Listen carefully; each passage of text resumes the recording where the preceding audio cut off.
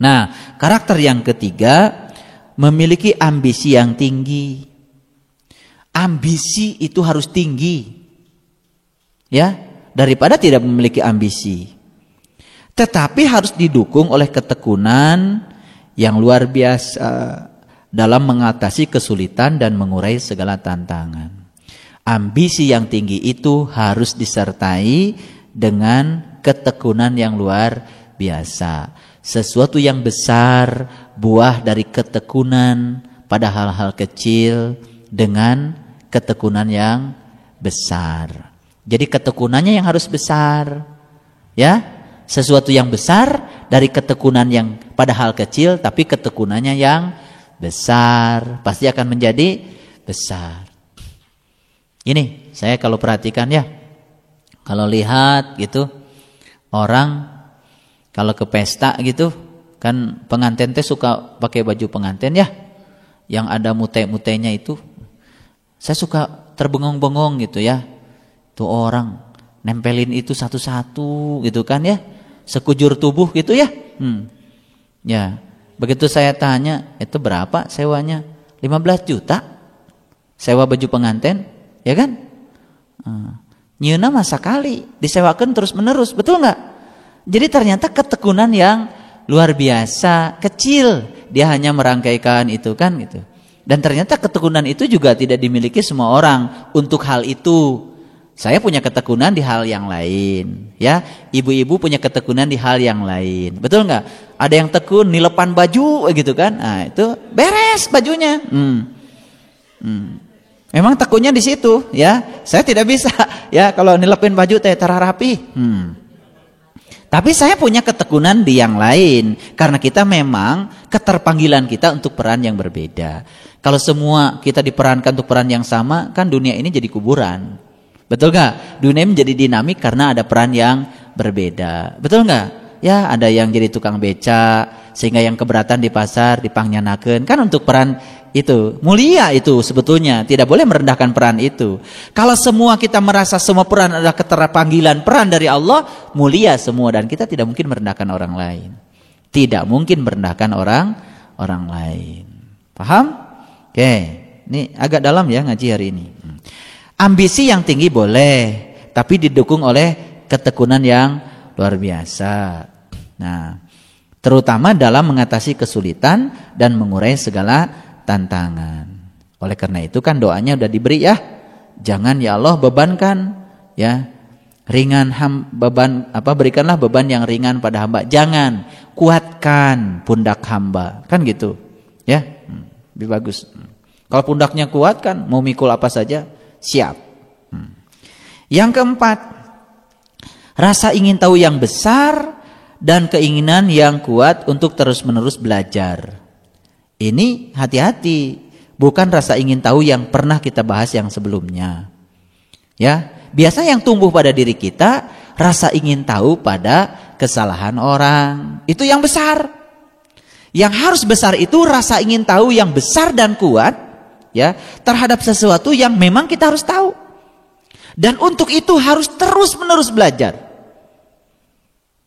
Oke, saya hargai ayahanda, ibunda dan sahabat-sahabatku hadir di tempat ini karena memiliki rasa ingin tahu yang besar. Terhadap apa?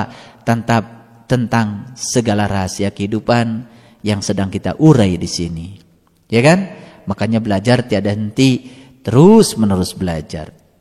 Bahkan kalau tidak ada kesempatan kita untuk bertemu seperti ini, ada sesuatu yang hilang.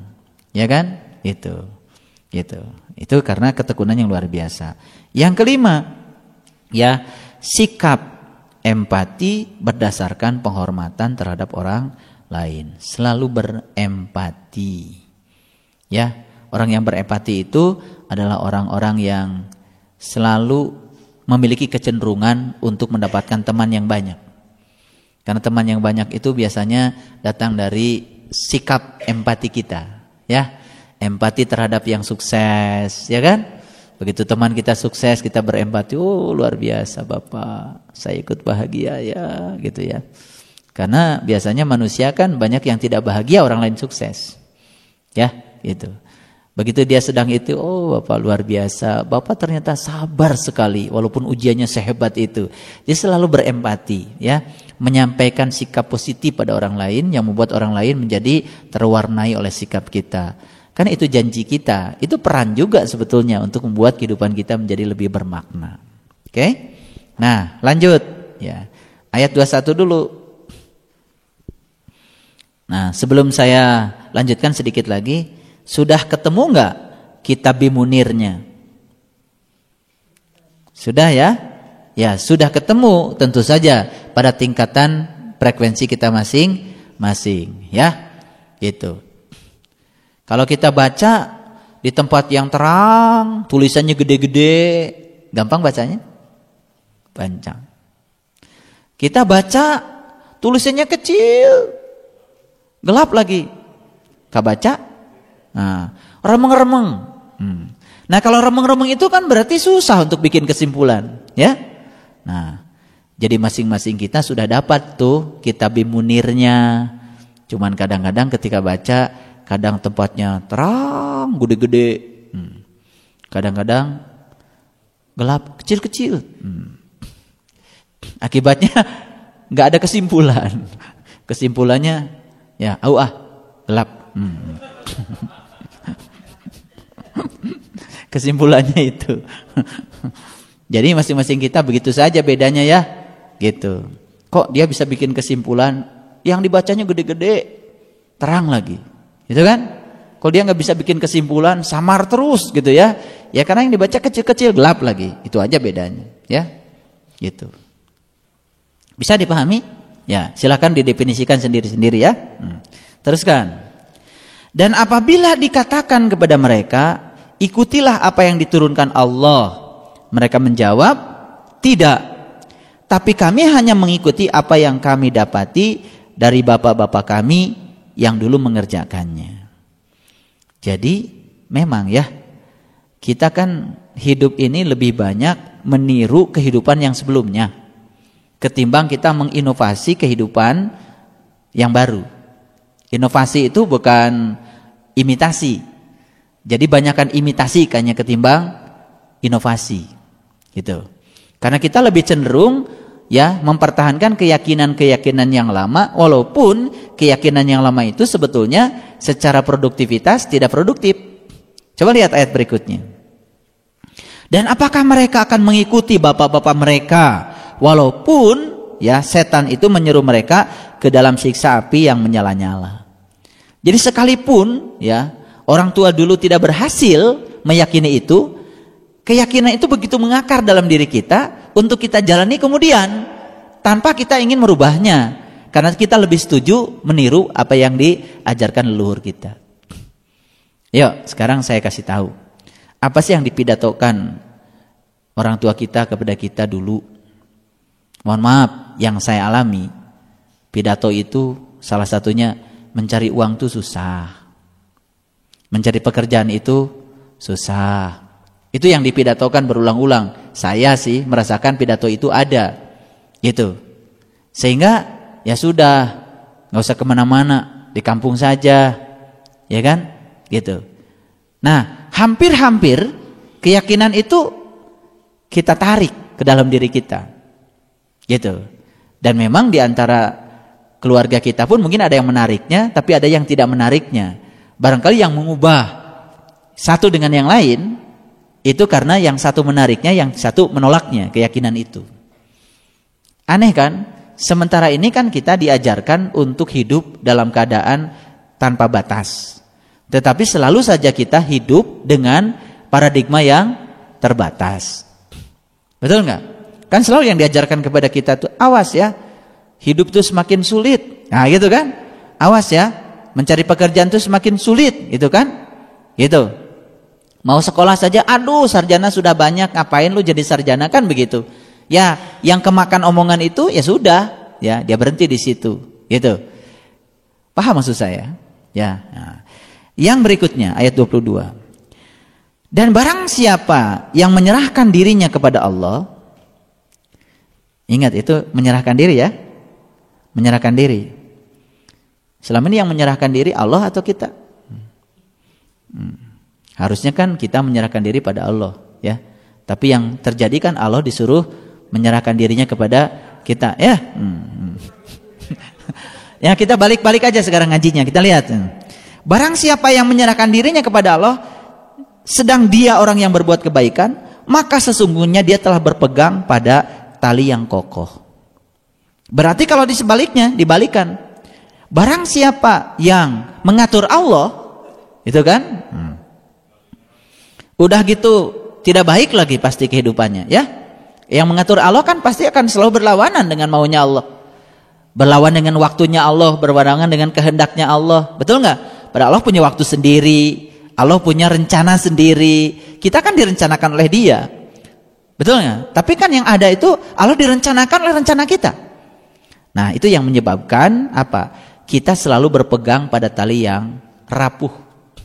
Makanya kehidupan kita menjadi sangat rapuh.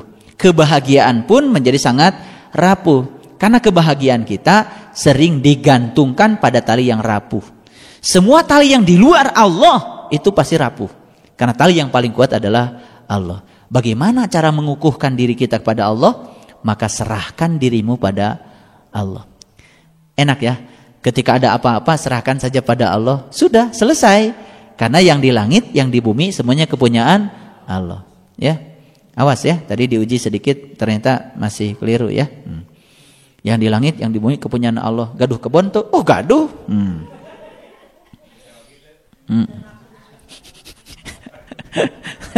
Aneh ya, aneh. Itu jadi tidak koheren ya. Baik, kita teruskan. Ya. Dan hanya kepada Allah kesudahan segala urusan. Ya. Jadi walillahi akibatul umur. Segala urusan itu pada Allah. Dan segala urusan yang direncanakan Allah pada akhirnya akan baik. Kalau belum baik, karena belum selesai. Tapi kita merasa kita sudah selesai. Gitu. Itulah tidak sabarnya kita. Ya, pengen rumahnya ini direnovasi. Tapi nggak mau kotor-kotoran. Emang bisa? Ya nggak bisa. Pada saat kotor-kotoran marah-marah. Ya tetap angges-angges wae akan tacan angges. Ya kata arsitek, ini loh gambar yang akhir yang akan Bapak Ibu nikmati. Gini loh nanti jadinya, kan gitu. Tapi karena kita sudah menganggap itu akhir dari segalanya, ya sudah. Kemurungsung jadinya.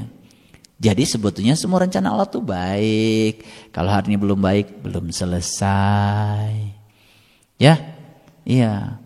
Kok saya sekarang kehidupan saya sedang begini? Sabar, belum selesai. Iya, belum selesai. Ya, teruskan. Dan barang siapa yang kafir, tertutup maksudnya, ya. Maka ketertutupannya itu, ya, itu yang akan membuat dia sedih. Jadi rupanya kesedihan itu sumber utamanya adalah dari ketertutupan.